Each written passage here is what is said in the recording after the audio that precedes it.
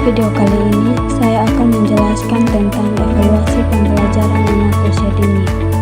Video ini saya buat untuk memenuhi tugas ujian tengah semester mata kuliah evaluasi pembelajaran. Pengertian dasar evaluasi pembelajaran. Konsep dasar evaluasi pembelajaran adalah proses untuk mendapatkan informasi dan data yang dibutuhkan untuk menilai sejauh mana dan bagaimana pembelajaran berjalan. Evaluasi pembelajaran dilakukan untuk membuat penilaian dan perbaikan yang dibutuhkan untuk memaksimalkan hasilnya. Evaluasi pembelajaran adalah proses sistematis yang digunakan untuk mengumpulkan, menganalisis, dan menafsirkan informasi mengenai hasil belajar siswa. Evaluasi bertujuan untuk menentukan sejauh mana tujuan pembelajaran telah tercapai. Menurut Anderson dan Caldwell 2021, evaluasi pembelajaran tidak hanya menilai hasil akhir tetapi juga proses yang dilalui siswa.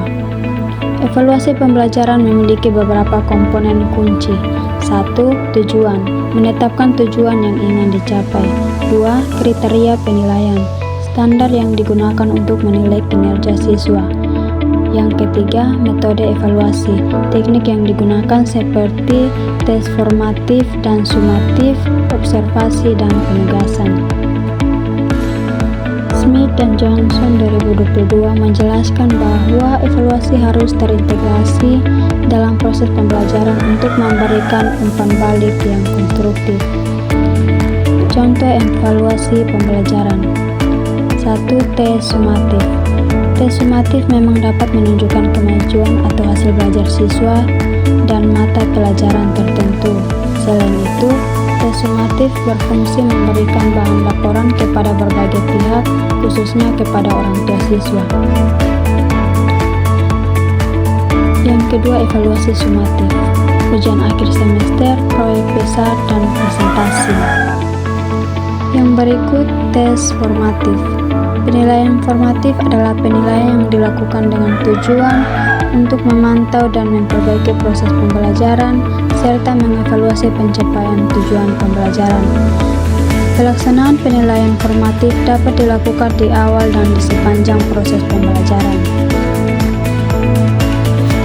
Ruang lingkup pembelajaran, pengukuran, penilaian, dan evaluasi. Pengertian pengukuran. Pengukuran adalah penentuan besaran, dimensi, atau kapasitas. Biasanya terdapat suatu standar atau satuan pengukuran.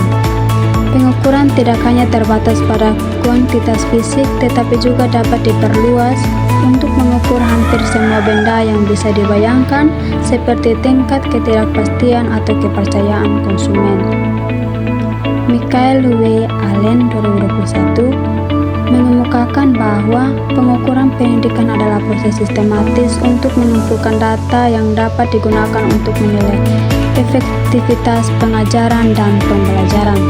Pengukuran ini tidak hanya mencakup nilai akademis, tetapi juga aspek keterampilan dan sikap siswa. Macam-macam pengukuran. 1. Berdasarkan metode. 2. Berdasarkan tipe data. 3. Berdasarkan tujuan penilaian kinerja. 4. Berdasarkan ruang lingkup. 5. Berdasarkan sumber informasi. Fungsi dan tujuan pengukuran.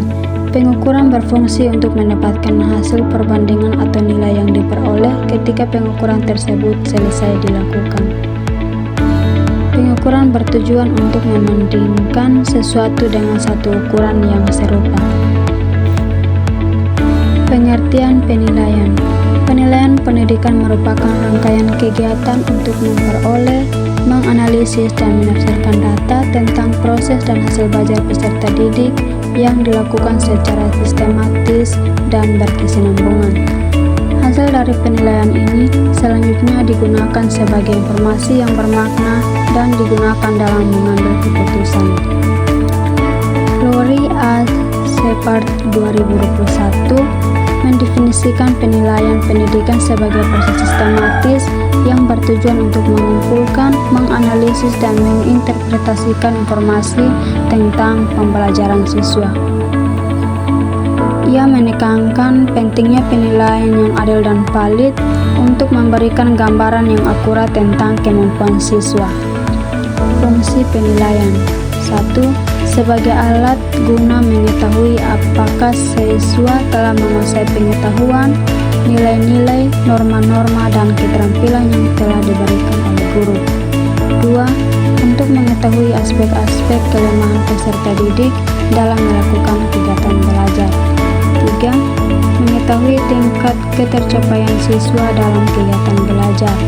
4. Sebagai sarana umpan balik bagi seorang guru yang bersumber dari siswa. 5. Sebagai alat untuk mengetahui perkembangan belajar siswa. 6. Sebagai materi utama laporan hasil belajar kepada para orang tua siswa. Prinsip-prinsip evaluasi. 1. Prinsip kesinambungan. Prinsip berkesinambungan juga dikenal dengan istilah prinsip kontinuitas, yaitu evaluasi pembelajaran yang dilakukan secara periodik, teratur, dan sambung menyambung. 2. Prinsip objektivitas. Prinsip objektivitas dimaksudkan bahwa hasil evaluasi pembelajaran dikatakan baik jika dapat terlepas dari faktor-faktor yang bersifat subjektif. Evaluasi harus senantiasa berpikir dan bertindak menurun keadaan yang ada, tidak dicampuri adanya kepentingan-kepentingan yang bersifat objektif. 3. Prinsip keseluruhan. Prinsip keseluruhan atau prinsip menyeluruh juga dikenal dengan istilah prinsip komprehensif. Yang dimaksud dengan prinsip komprehensif adalah evaluasi hasil belajar dapat dikatakan terlaksana dengan baik apabila secara bulat, utuh, dan menyeluruh.